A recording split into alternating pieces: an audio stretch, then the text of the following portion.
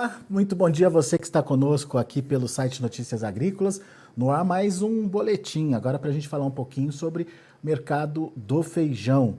E quem nos ajuda nessa análise é o meu amigo Marcelo Líderes, presidente do IBRAF, Instituto Brasileiro do Feijão. Marcelo, aliás, está encerrando aí mais uma edição do Fórum do Feijão, que esse ano aconteceu lá em Cuiabá, lá em Cuiabá, no Mato Grosso. A gente vai falar sobre isso também. Seja bem-vindo, viu, Marcelo? Obrigado por nos ajudar a entender esse mercado do feijão. Antes de contar aí como é que foi o fórum, eu queria posicionar o pessoal sobre o que está acontecendo no mercado, principalmente porque a gente tem aí duas situações distintas. Um carioca aparentemente firme, eu queria confirmar isso com você, e se tem tendência de continuidade desse movimento de melhora de preços, e um feijão preto que acabou apanhando um pouquinho aí nas últimas semanas. Queria entender esse cenário, o que tem de novidade, o que a gente pode esperar dos feijões e da precificação deles aí para as próximas semanas, os próximos meses. Marcelo, seja bem-vindo. Bom dia, Alexander. Prazer em estar aqui com você novamente. Vamos lá.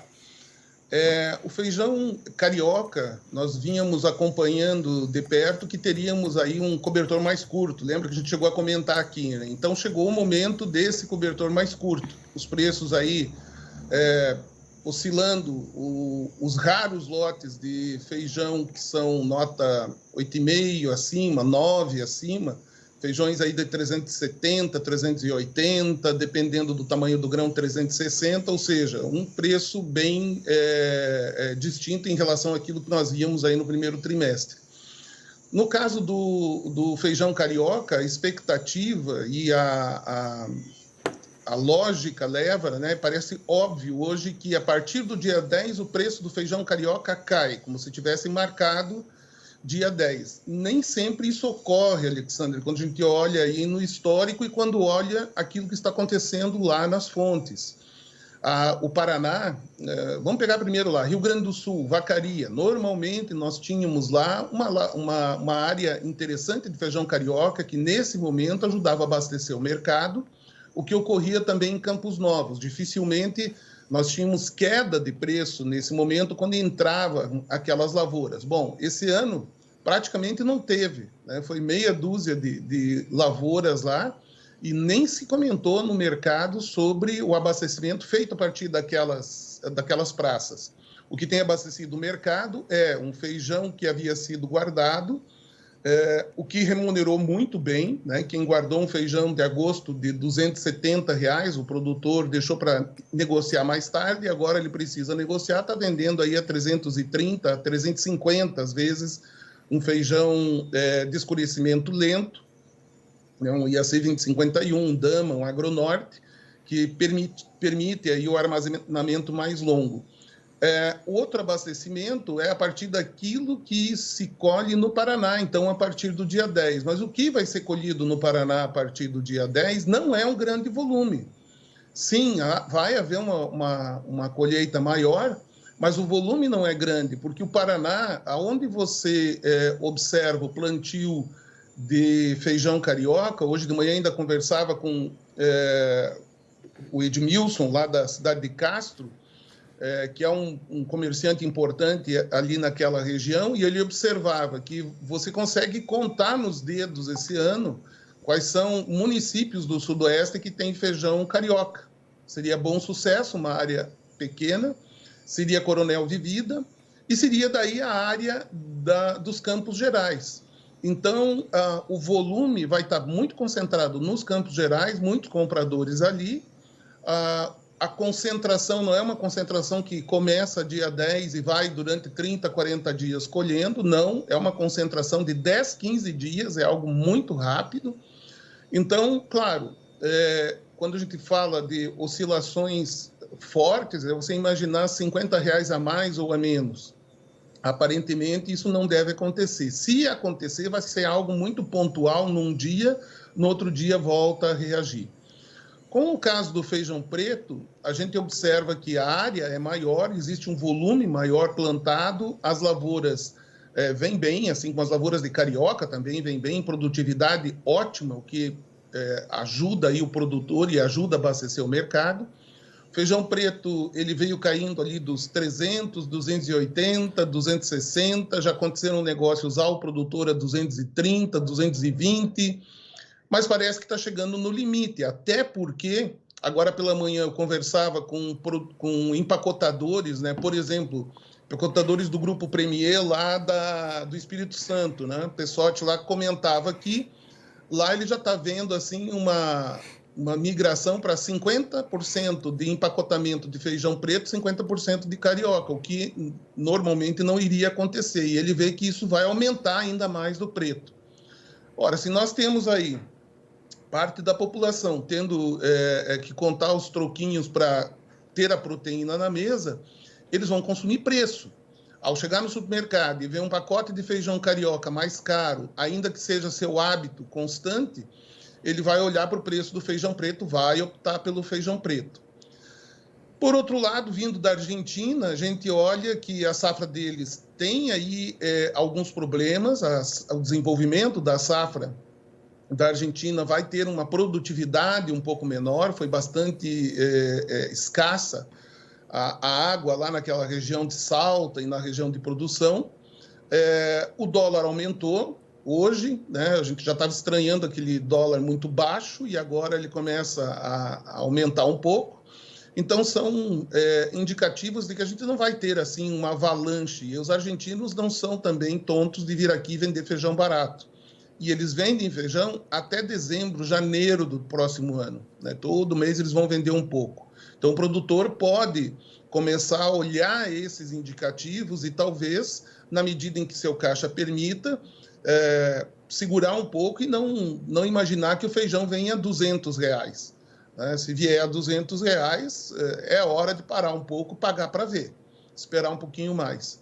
Outro feijão que eu quero chamar a atenção é o feijão rajado, R$350, R$360. Lembrando que é um feijão de ciclo extremamente rápido, ele tem entrado em algumas janelas bem interessantes e é um feijão que tem exportação. Aliás, tem demanda hoje que está difícil de ser atendida porque tem pouca oferta de feijão rajado. E essa demanda vai continuar durante o ano. Então, quem puder optar ainda em plantar feijão rajado não vai ter maiores problemas. E eu comecei a falar e não parei mais, né, Alexandre? Mas falta um aqui. O feijão calpi, Alexandre. O feijão calpi, nós temos visto aí uma diminuição bastante grande da área plantada do Mato Grosso. Nesse momento, R$260, R$280 são os indicativos em Goiás, por exemplo, que tem tido aí algum volume para ir sendo negociado, pingado, mas é o que vem sendo negociado.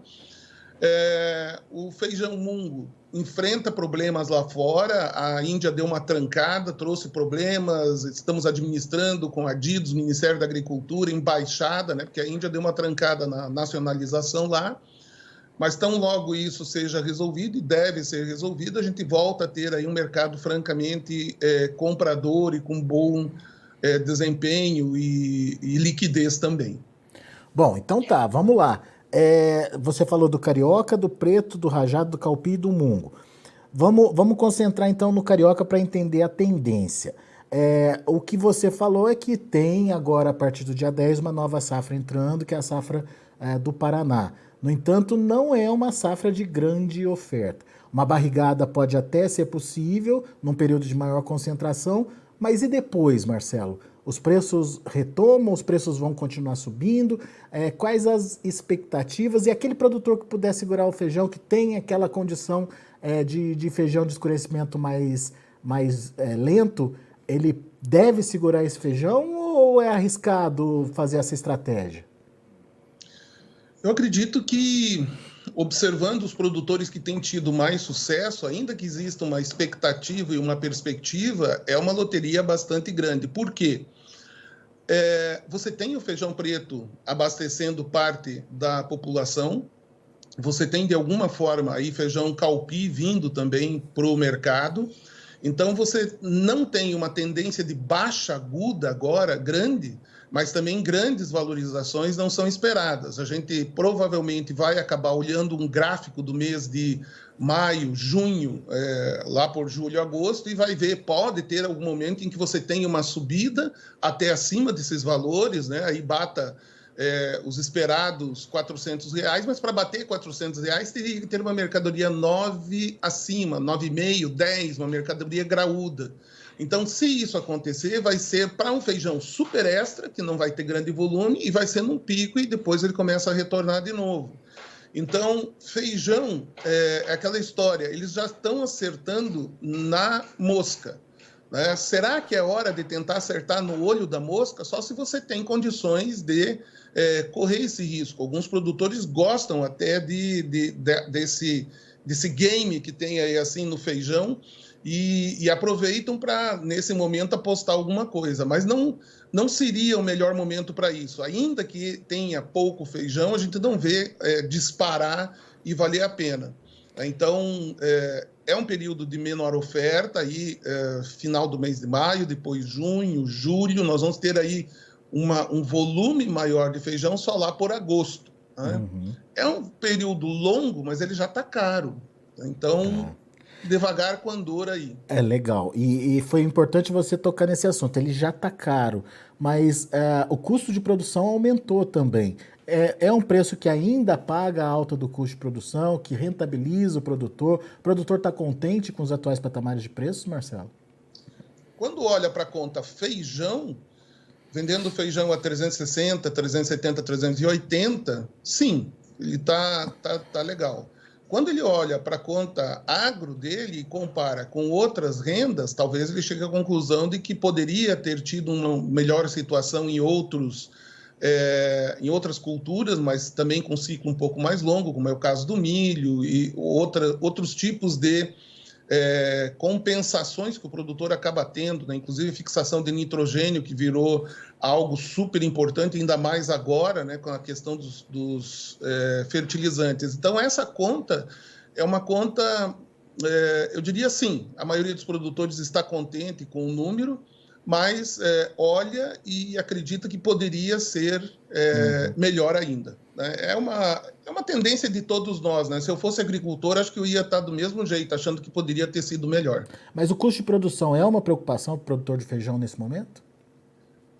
É porque você teve esse pico dos fertilizantes, você teve dos inseticidas, enfim, de toda a parte química, né? Houve realmente uma alta. Diversos produtores citam que para o irrigado, você pensar em R$ 300 não é negócio, né? Então, seria aí para feijão, uma margem meio apertada, você imaginar um custo de perto de 300 para vender a 350, o que indica que os patamares em reais devem ir mudando ao longo do ano. Ainda que a gente tenha uma oferta maior, tem um momento de uma concentração lá no mês de agosto, setembro, ela não deve ser tão grande. A gente vê muitos produtores de pivôs migrando para semente de milho, semente de soja, para outras alternativas que eventualmente tenham, o que dividiu um pouco a concentração de oferta no momento só, porque alguns produtores vão colher mais cedo, então, um pouco de feijão, ou vão plantar um pouco mais cedo um pouco de feijão, e outros mais tarde, né? Uns depois da soja, outros depois do milho. A ideia é plantar, né? Agora, nessas condições, isso talvez tire um pouquinho da concentração. E sempre lembrando, se você é feijoeiro tradicional, se você planta uma área maior, pense no feijão rajado. Esse ano, a dica é pense no feijão rajado, alguma coisa de feijão vermelho, mas o rajado é um feijão que vai ter uma demanda interessante e deve manter um nível de rentabilidade garantida para o produtor, né? Tanto para o mercado interno quanto externo. É claro que, se o mundo dá uma reviravolta, que a gente espera que não aconteça, né, na sequência do lockdown da China, as questões na Europa, né, se agravem em guerra, aí nós temos uma situação de extrema exceção, né, e aí as coisas mudam. Mas ter alimento é sempre um melhor negócio. Isso já se provou em época de pandemia ou em época de guerra. É isso aí. Muito bom. Marcelo, Preto, feijão preto. Existe aí uma pressão acontecendo, mas ao mesmo tempo essa possibilidade de ser uma alternativa para o feijão carioca que pode se tornar caro lá na gôndola, atrai uma demanda aí para essa oferta que está chegando. Isso é suficiente para estancar essa pressão, essa queda nos preços, ou a gente ainda pode ver o feijão preto continuar caindo? E mais do que isso, essa demanda nova pelo feijão preto pode retomar patamares aí de preços acima dos 300, de repente? Um pouco cedo para afirmar aí o patamar dos 300, mas lembrando que essas lavouras da região sul, elas estão com uma produtividade maior do que a média dos últimos anos, a área foi maior, mas com essa produtividade, o produtor tem aí um custo de produção diferenciado. Então, ele vendendo a 250, 260 reais, ele já tem uma margem bastante interessante. Uhum. O que ocorre com o feijão preto? O feijão preto é uma situação que, graças à administração que os produtores pequenos e médios aqui, principalmente do Paraná para a região sul, aqui a região Paraná, Santa Catarina e Rio Grande, tem administrado muito bem. Acaba sendo a sua reserva de valor.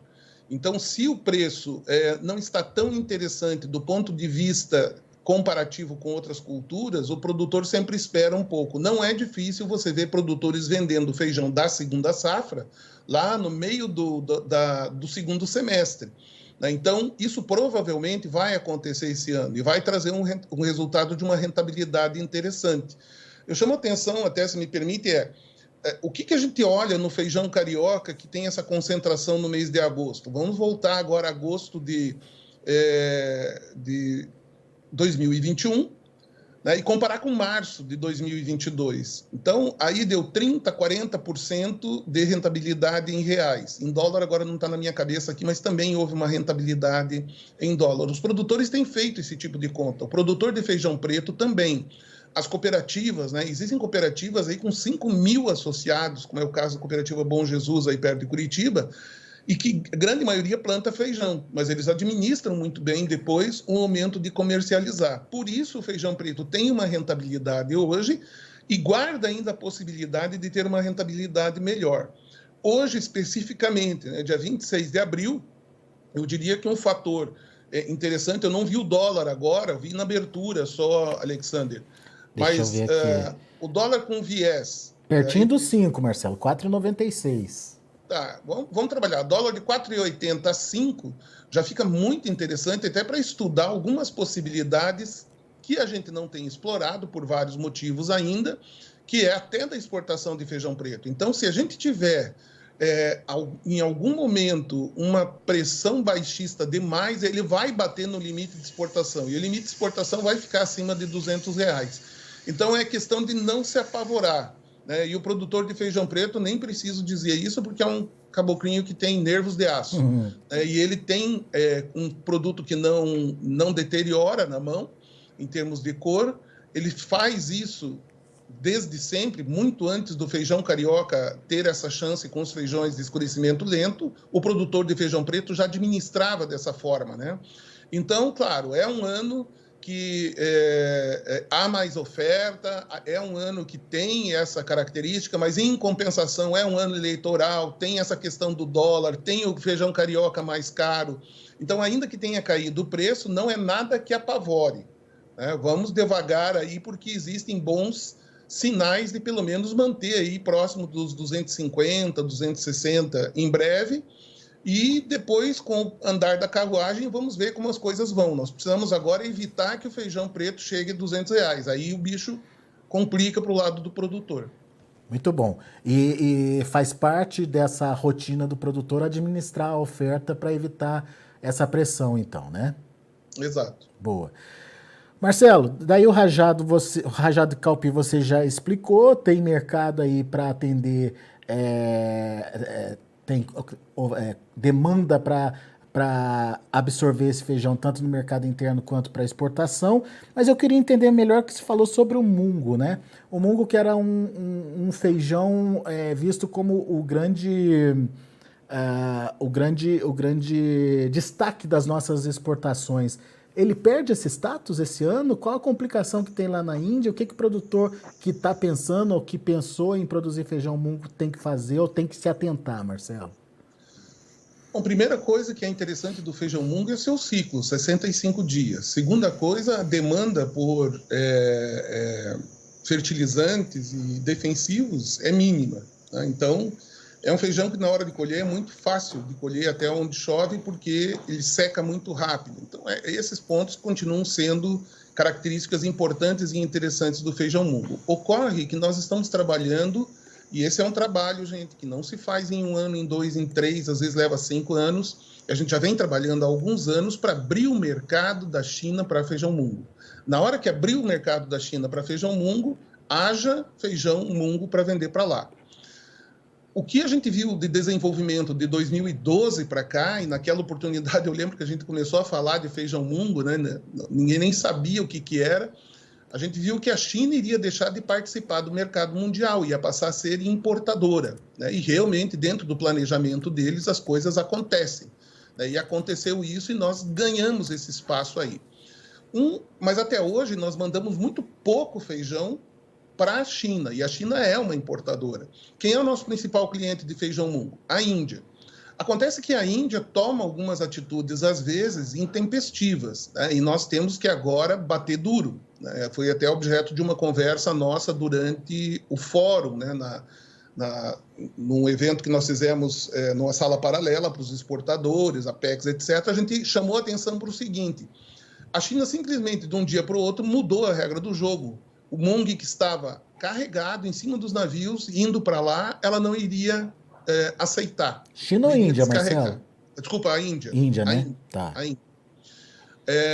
Isso fez com que, primeiro, nós procurássemos, e ainda estamos nesse desenvolvimento das conversas diplomáticas com a Índia, né? Tá aí, tá carregado, a regra do jogo era que aquilo que carregasse até o final do mês de março, e eles mudaram no meio, não, o que já carregou também nós não vamos aceitar, não vamos chegar a 31 de março. Então, existem alguns indicativos de que a Índia deve voltar a abrir o mercado, mas nesse momento está fechado, e a gente não pode aceitar isso quietinho, né? Existem no mercado mundial as contrapartidas e existem as retaliações, né? Então, nós vamos pedir para o governo brasileiro, para o Itamaraty, caso a Índia não aceite os feijões que estavam viajando, alguma coisa aí ao redor de 70, 80 containers, mas não importa, fosse um container dentro da regra do jogo, nós vamos solicitar que haja uma discussão num outro nível, mais dura. Então tá, vamos retalhar, vocês não vão receber esse feijão Mung do Brasil? Então tá, o que em compensação o Brasil vai tomar de medida? Nós vamos pedir que isso seja colocado na mesa, porque nós somos novos no mercado mundial, mas não somos tolos no mercado mundial.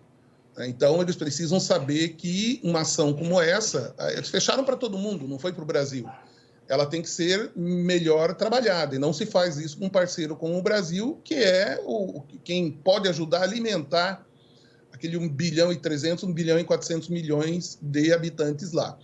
Eu trago esse assunto para mostrar que, sim, a exportação é o caminho, sim, o feijão Mung vai trazer muita alegria, ele tem um grande caminho pela frente, mas também nada é feito só de pontos positivos, não existe só flores, né? Tem os espinhos no meio do caminho. Aí a gente, quando trabalha na exportação, tem que estar prevendo isso, né? E o IBRAF tem a missão de buscar facilitar esses acessos, essas discussões. Então, estamos todos os dias aí trabalhando com a embaixada, super atenciosa a embaixada da Índia, né? O Adido Agrícola do Brasil, que está lá, está trabalhando... Eles têm uma diferença de horário tremenda daqui para lá, né? Mas tem horas que a gente está conversando com ele, meia-noite lá na Índia, procurando o quê? Resolver questões como essa. Mas a gente vê isso nas carnes, vê isso no café, no algodão, né? Tem horas que você tem que enfrentar alguns desafios um pouco mais complicados. Mas nós estamos preparados para trabalhar isso. Mas continua sendo, digamos, o produto da exportação brasileira, o mungo. Sim, como nós temos aí uma diversidade, olha que coisa boa, né? Então, quem vai decidir plantar, puxa, não quero correr o risco de plantar o mungo agora. Eu acredito que não vai ter maiores problemas. Mas vamos dizer alguém que, não, eu vou plantar o quê? Planta calpi, planta o pingo de ouro, que é aquele da Bahia, planta os calpis brancos, né, que é lá do Mato Grosso. Não, mas eu tenho uma área que dá para plantar fazeolos. Então tá bom, vamos aí para o rajado, vamos para o vermelho, vamos para o preto. Um feijão promissor, qualquer dia a gente tem que conversar sobre isso, Alexander. O feijão Navy Beans tem mostrado nos testes, foi lançado pelo IAC o ano passado e está sendo testado em vários lugares do Brasil, já tem a semente. É impressionante a produtividade desse feijão. E tem mercado internacional. Acredito que vai ter um mercado nacional para ele também. É muito saboroso. É um branquinho pequeno o feijão. Então, olha como é bom a gente ter uma cesta diversificada, né? É administrável o produtor e vai ter ano que nós vamos exportar mais mungo, vai ter ano que nós vamos exportar mais rajado, mais calpi, né? E mais o que vier pela frente aí da diversidade que a pesquisa tem entregue aí para o produtor. Boa, Marcelo. Muito bom, meu amigo. Tem pouco mais de uma semana aí do encerramento do 8º Fórum do Feijão. Qual o legado desse 8º Fórum? O que você destaca, enfim...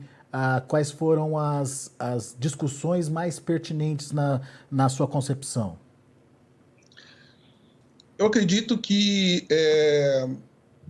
unanimemente, né,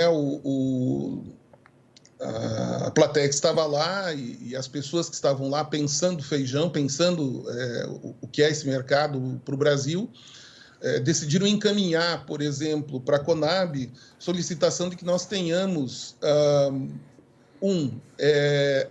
o uso de sementes para que seja atendida as demandas da Conab, ou seja, quando a Conab vai comprar para a cesta básica, vai comprar para algum programa, né, ou até mesmo para as escolas, etc., vai comprar para algum programa feijão, que o feijão tem origem. Ora, se existe uma legislação sobre o uso de sementes, que ela seja cumprida primeiramente pelos órgãos governamentais. Segundo, que nós tenhamos a possibilidade de ter os levantamentos por variedade, ainda que hoje ela não tenha um grande volume, fica até mais fácil. Então, hoje nós precisamos, mais do que nunca, saber qual é a nossa área de feijão rajado, de feijão vermelho, de feijão mungo, de feijão diferente dos calpis. Calpis tem vários, mas que seja pelo menos o pingo de ouro e o feijão branco do Mato Grosso, saber qual é a área plantada. Enfim, nós precisamos detalhar isso melhor, porque... nós estamos falando aqui de feijão há 45 minutos. Você veja só, é feijão preto, uma característica, rajado, mungo, feijão vermelho, feijão azul, que cada um deles com características de mercado, de produção, de preço distintos. Então, é necessário que nós tenhamos os levantamentos também.